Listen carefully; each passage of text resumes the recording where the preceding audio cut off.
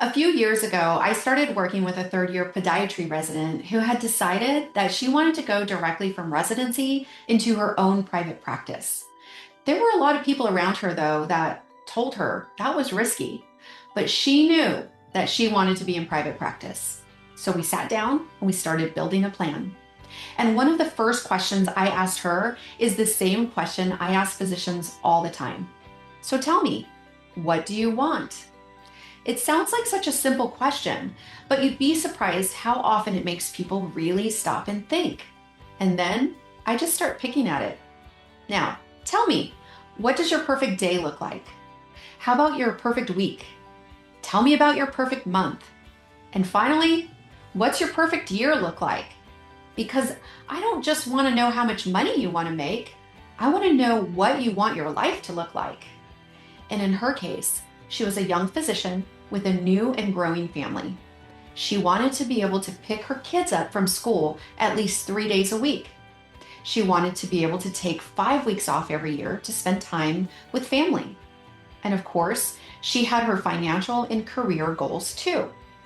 Once I understood what she wanted, we could now reverse engineer the practice right around those goals. So we built a plan and a timeline, and we started making those decisions about opening very intentionally instead of just checking boxes on a list of all the things that you're supposed to do when you're opening a medical practice. She ended up opening directly out of residency. She was busy almost immediately, and within roughly 6 months, the practice was profitable. Now, I'm not suggesting that every new practice is going to be profitable right at 6 months, but I am telling you that private practice is absolutely possible. You just have to understand that you're not simply opening a place where you're going to practice medicine. You're actually building a business that's supposed to support your patients, your career, your finances, and yes, your life. And there are 7 mistakes that I want to help you avoid while you're building it. By the way, if we haven't met, I'm Tanya Chevalier. I've spent more than 30 years on the business side of medicine. I've worked inside medical practices, I've owned a medical billing company, and today I coach and educate physicians and practice leaders on how to build 5-star profitable medical practices. Because I believe you can create an exceptional experience for your patients, build a great place for people to work, and have a financially healthy business. Those things belong together. So let's start with the first mistake. Mistake number 1. Opening a medical practice before deciding exactly what you want to build. The first mistake happens way before you sign a lease or hire anybody or choose the EHR. You haven't really gotten clear yet about what you're trying to build. And I don't mean things like, I want to have a successful practice. Of course you do. And I want to know what successful actually means to you. How much do you ultimately want to earn? How many days a week do you want to see patients? Do you want one or several locations? Do you want to build a large group, or would you be perfectly happy with a solo small practice that gives you more freedom and all the autonomy that you could ever want? Those answers start driving business decisions. And obviously, you're not going to get everything exactly the way you want on day 1, especially in the beginning. There are going to be long days and things that require a lot of your attention, but at least we know what we're building toward. And then I need you to understand something else. You are starting a small business. You can spend more than a decade learning medicine and receive very little meaningful education about actually running a medical practice. If you've worked for a hospital or a large medical group, there's an entire business that's operating all around you that you might not be able to see. Somebody handles HR and payroll, somebody's managing the credentialing, the payer enrollment, and somebody's working the claims and all the denials. Those are being followed up on in the background. Somebody hires the people, manages them, trains them, they manage the schedules, someone's ordering the supplies, paying all the bills, compliance, and there's definitely somebody watching those numbers closely. When you open your own practice, none of those functions disappear. Somebody still has to do each of them. Now, that doesn't mean that you should personally do all of them, but you're the owner now. You need to understand enough about the business to know what's happening. You need to know what questions to ask and whether the people that you've trusted with those responsibilities are actually doing them well. And yes, you need to think about profit. I don't believe physicians should apologize for wanting a profitable practice. Profits, those are what allow you to hire good people, invest in technology, improve the patient experience, and take care of your team. Or maybe you need to weather a difficult period and continue practicing independently. Patients, people, profit. Those three things are connected. I believe that your patients deserve an exceptional experience and that your people deserve a great place to come to work. And the practice needs to be profitable enough to support both. That's what we're trying to build. Mistake number 2, getting the business structure wrong. Mistake number 2 is setting up the business incorrectly right from the beginning. And this is one of those areas where I really don't want you to go online and download some generic LLC paperwork or guide, file it yourself, and assume that you're done. A medical practice isn't like opening any other small business. Depending on the state where you're practicing, there can be very specific rules about who can own a medical practice and what type of entity it can be. So you need to understand that structure early. This is one of those times when I tell a physician, go and get a good healthcare attorney in your state. And I mean a healthcare attorney, not your neighbor or your cousin who happens to be an attorney and not necessarily the same person who did your estate or maybe helped you buy your house. You want somebody who understands healthcare and the laws in your state, specifically where you're going to practice. Because the decisions you're making now can really matter later. What if you bring in a partner or add a physician associate, or maybe you open another location? Maybe you want to eventually sell the practice. You don't have to become an expert in healthcare law. That's why you hire the expert. But you should understand what you're setting up, why it's being structured that way, and how it fits with what you ultimately want to build. I'd much rather see you spend the money on the front end to get this right than spend a whole lot more later untangling it. Once we have that set up correctly, there's another decision that we need to make early. You have to think about which insurance plans are you going to accept. Mistake number 3, signing up with payers before you understand what you're signing up for. A lot of times when I ask a physician which insurance plans they think that they're going to take, the answer is some version of, well, I guess all of them. Okay, but let's slow down for a second.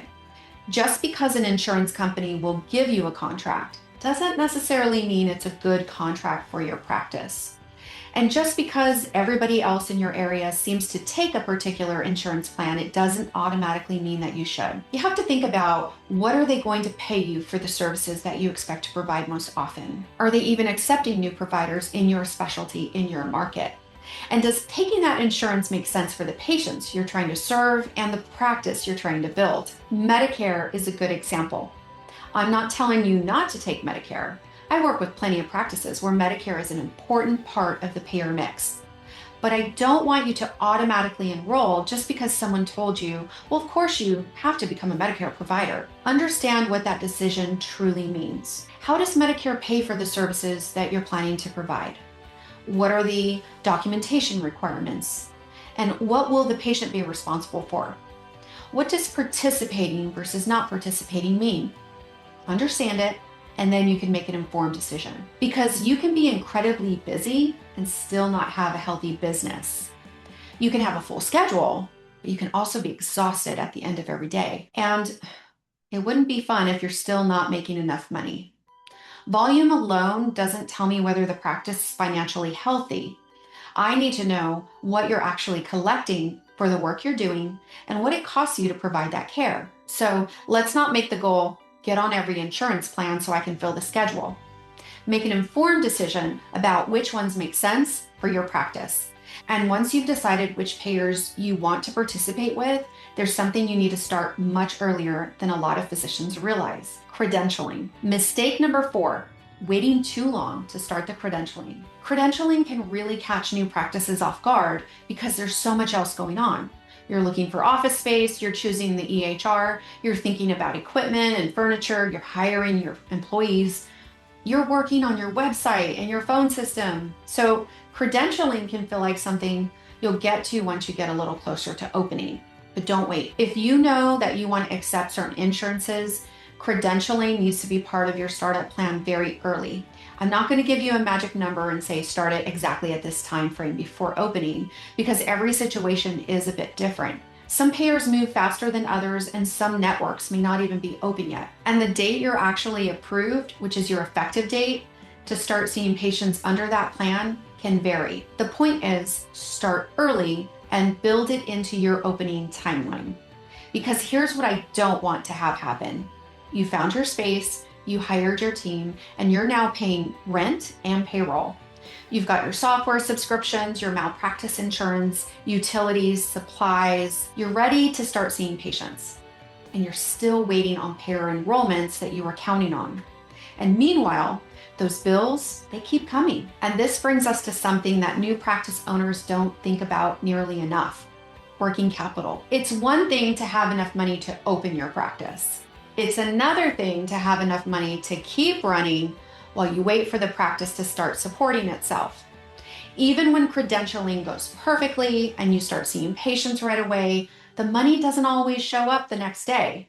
You see the patient, the note gets completed, and then the services get coded, the claim goes out, the payer processes it.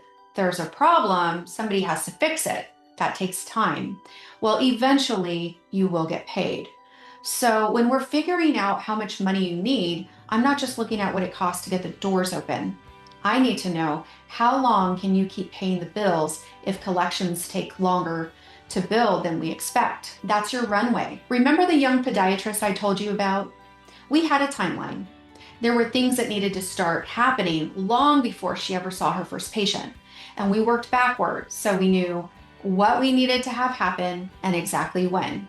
That's preparation. Now let's talk about something that may not seem nearly as urgent when you're trying to get a practice open, but I promise you it matters: your values.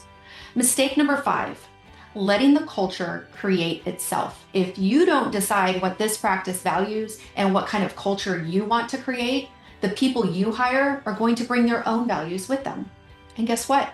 Some people value their cell phone more than they value paying attention to the patient standing in front of them trying to check in for their appointment. It's a funny example, but think about it. One employee thinks it's perfectly acceptable to check a text message while a patient is standing right there at the desk. And another thinks that being 5 or 10 minutes late isn't a big deal. And someone else thinks, that's not my job, is a perfectly reasonable answer when somebody asks for help. They're making decisions based on their own standards because we haven't clearly established ours. And that's why values aren't 3 nice sounding words that you choose to put up on your website and then forget about it. Your values should actually help you run the practice. They should help you decide who to hire. They should tell your team how you expect a frustrated patient to be treated. They should help you decide what happens when someone is great at their job, but they treat everyone around them terribly. They should help your manager make a decision when you're in an exam room and they can't come and ask you. And your values should help answer a really important question: what are we unwilling to compromise just because it might make us more money? That's when values become useful. I talk about this in my book, Medical Practice Makeover, because culture is going to develop whether you manage it or not. So decide what you want it to feel like to be a patient in your practice. What do you want it to feel like to work there? And what behaviors are expected? And on the other hand, what are the behaviors that are never acceptable? Then use those values when you hire people. Talk about them when you onboard. Use them when you're coaching someone or making a difficult decision. You're creating the culture from day one. And that brings us directly to the people you're going to trust to help you run it. Mistake number 6, trying to save money on practice leadership. I completely understand the temptation here. You're watching every dollar, and you don't know how quickly the schedule is going to fill. Payroll is one of your biggest expenses. So you look at an experienced practice manager and you think, well, do I really need to spend that much money right now? So maybe you hire someone less experienced because they're cheaper. And maybe you take a really good front desk employee and say, you're my office manager now. Or maybe you decide you're going to manage this practice on your own. You're going to do it yourself. Be careful. Putting someone in charge of a medical practice doesn't automatically make them capable of managing one. And that's not a criticism of the employee. I've seen really good employees promoted into management because they're dependable, loyal, they're great with the patients, and the physician trusts them. But nobody ever taught them how to manage people. Maybe they've never hired or fired anyone. They've never had to hold an employee accountable. They haven't been taught how to read the numbers. And they've never managed a revenue cycle or dealt with all the staffing, the payer problems, and the operational issues that suddenly land on a manager's desk. And then we get frustrated because they're not doing a good job. Well, they were never prepared to do it. And that's not really fair to them, and it's not good for the practice. Now, does every brand new solo practice need a highly paid full-time administrator on day one? No. Maybe you need an experienced manager. Or maybe you start with part-time leadership. Maybe you outsource certain functions while you're still growing. But somebody capable needs to own the business side of the practice. And be careful about making that decision based primarily on salary. Let's use completely made-up numbers just so I can show you the point.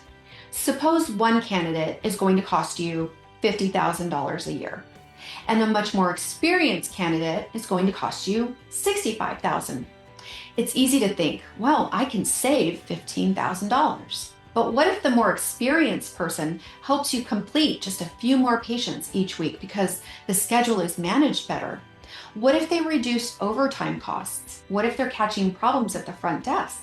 What if they're improving your collections? What if they're helping you keep good employees longer? I'm not telling you that paying someone $15,000 more guarantees any of that. These are just illustrative numbers. I'm saying salary is only one part of the cost of a hiring decision. Hiring cheap can get very expensive. And this goes right back to why I asked you at the beginning to think about what you want from your practice. If part of the reason you're choosing private practice is that you want more control over your life, eventually you'll have to build a practice that can function when you're not there. You should be able to pick up your kids from school and get them to soccer. You should be able to take a vacation or get sick or go to a conference, or simply take a day off without your phone blowing up because nobody knows what to do when you're away. You're not just hiring someone to supervise the staff, you're building leadership into the practice, so you don't have to be the only one to answer every question. And there's one more place where I see practices put too much responsibility on one person: billing. Mistake number 7, treating billing like a side job. I have a very different perspective on this one because I owned a medical billing company. I lived it. And I can tell you, there are about 1 million ways to mess up medical billing. Billing is not just submitting a claim, waiting for the insurance to come back and send you the money. Claims have to be coded correctly, errors have to be caught, rejections have to be worked, and denials need to be followed up. Payments have to be posted correctly, and patient balances have to be handled appropriately. Timely filing deadlines really matter. You miss it, you don't get paid. There's a lot happening between when you see the patient and when you actually get paid. And you can be looking at your bank account and thinking, well, everything must be fine because I see money's coming in. That doesn't exactly tell me that your billing is performing well. Now, you don't need to become a medical biller, but you do need to understand the basics of how you get paid. You need to be able to read and understand an EOB. If I put an explanation of benefits in front of you, I want you to understand what was billed, what the insurance company allowed, what they paid, what they didn't pay, what was adjusted off, and what the patient might be responsible for. Because this is your money. And I want you to know enough to ask your billing company or your billing department good questions. Are claims going out quickly? Are you collecting what you're supposed to be? Are claims sitting in accounts receivable too long? Are you seeing the same denials over and over? Are old claims sitting there without anybody working them? That's a big part of what I help physicians understand today. I'm not trying to turn you into a biller. I want you to be an informed, owner. And if you're thinking, well, my practice manager can just do all the billing too, can a good manager understand billing and oversee the revenue cycle? Absolutely. But if that person is personally doing all the billing while they're also hiring, training, managing employees, dealing with patients, watching the schedule, and running the practice, we've probably created two jobs there that aren't getting the attention that they need. Now, you can outsource billing, or you can build an internal billing department. There isn't one answer that's right for every practice, but somebody needs to own the revenue cycle. And you need to know whether it's working. And really, that brings me back to where we started. If you're thinking about opening your own practice, I want you to do one thing after this video. Get out a blank piece of paper and at the top, write, what do I want? Then think about your perfect day, your perfect week, your perfect month, and your perfect year. Think about the kind of physician you want to be, the kind of experience you want your patients to have, the kind of people that you want working beside you, and the money you want to make, and the time that you want with your family, and the freedom you want your practice to eventually give you. Then start building. Build backward from there. That's what we did with the young podiatrist I told you about at the beginning. She didn't get lucky. She prepared. And that's what I want you to understand more than anything else from this video. Private practice is absolutely possible. But don't just open a practice. Build the practice you actually want. If you're a physician and you'd like my help doing that, that's exactly the kind of work I do through my VIP physician coaching. And if you're a practice manager or a leader who's already sitting in that chair trying to figure it all out, well, that's why I created the Practice Leaders Inner Circle. And if this kind of practical medical practice guidance is helpful to you, subscribe. I'm going to be talking a lot more about how to build 5-star, profitable medical practices. I'll see you next time.